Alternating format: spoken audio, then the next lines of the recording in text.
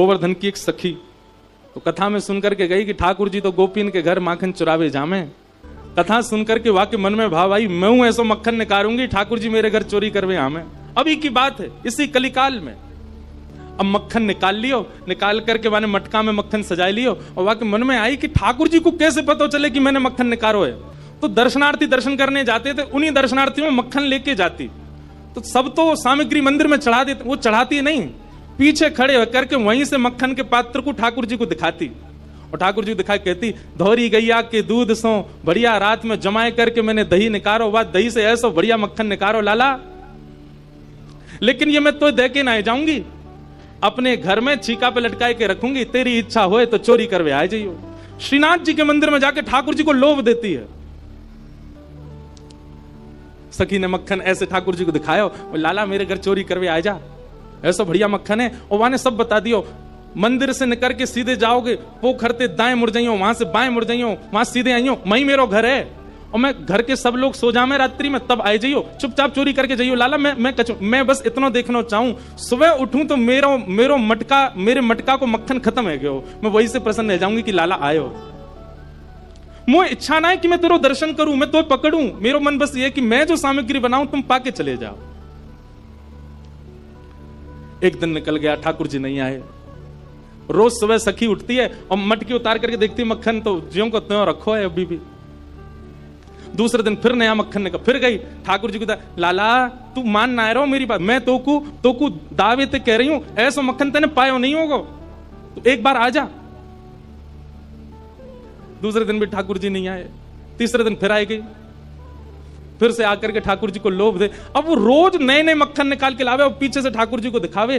तो श्रीनाथ जी मंदिर में खड़े हैं, ऐसे कटाक्ष नीचे नेत्र हैं, सामने कुंभन दास जी बैठ करके कीर्तन सुना रहे थे।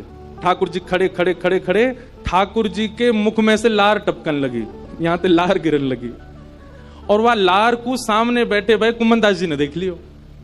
कुंभन दास जी बोले, जय जय जय जय जी, लार कैसे निकल रही है, कहा है गो, भूख लग रही है का?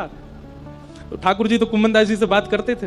ठाकुर जी, एक कुंभना, एक सखी आवे रोज और पीछे खड़ी खड़ी वहीं तो मक्खन दिखावे मुझे, और मुझको रोज लोभ दे के जाए, तुम चोरी करवे आ जाओ, तुम चोरी कर। अब मुझे तो यूं भय लगे, जो कलिकाल है, जो कलयुग है, कलयुग में मैं यदि सचल है गयो तो सब पकड़ लेंगे मुझको। अब मैं बाकी यहां कैसे जाऊं, मेरे खावे को बड़ा मन कर रहा है।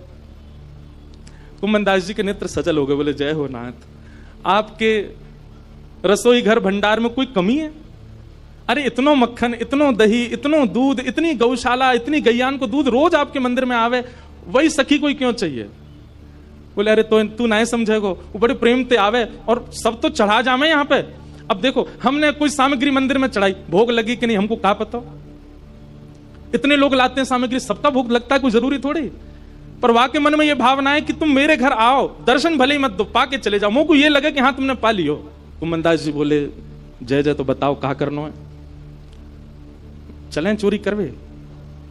कुंभन दास जी बोले, जे द्वापर ना है, कलयुग है, सोटा पड़ेंगे, तुम मुंह पड़ेंगे, मुंह कहा समाचार जागो, जय जय पिट गए हो। ठाकुर जी पिट गए। ठाकुर जी बोले, ना ना पिटेंगे तो ना है हम, खैर इतनी तो हमारी अभ्यास है चोरी को, लेकिन अकेलो नहीं जाऊंगा, तू चले तो चले। कुंभन दास जी बोले, मैं बड़ो बूढ़ो, मैं कैसे जाऊंगा? बोले, कछु मत करियो, बस फुर्ती रखियो, फुर्ती, बाकी सब मैं संभाल लूंगा। बड़ी प्यारी कथा है। इस कलिकाल में ठाकुर जी शयन को चले गए, सब दर्शनार्थी अपने अपने घर को, मंदिर परिसर के सब लोग अपने घर को चले गए। ठाकुर जी ने कुंभन दास को इशारा कर दिया, बोले, जैसे सब जाएं पीछे खिड़की पे आ जाइयो। सब चले गए। जैसे कपाट बंद हुए, कुंभन दास जी पीछे खिड़की पे खड़े हैं, प्रतीक्षा कर रहे हैं। इतने में कहा, देखो खिड़की में से साक्षात श्रीनाथ जी सचल है करके निकल करके बाहर आ रहे हैं, और आए करके कुंभन दास जी के कंधा पे अपने दोनों पांव लटकाए लिए बैठ गए, और ऐसे मूड पकड़ लियो सिर। बोले, चल कुंभना। बोले, जानो कहां को? बोले, तू चल, मैं बता रहा हूं ना, यहां से सीधे चल, आगे पोखर आएगा, माते दाएं मुड़ जाइयो, फिर माते बाएं मुड़ जाइयो, बाएं तो फिर सीधे जाइयो, सीधे तो फिर बाएं मुड़ जाइयो, मही हवा को घर। कुंभन दास जी बोले, पूरी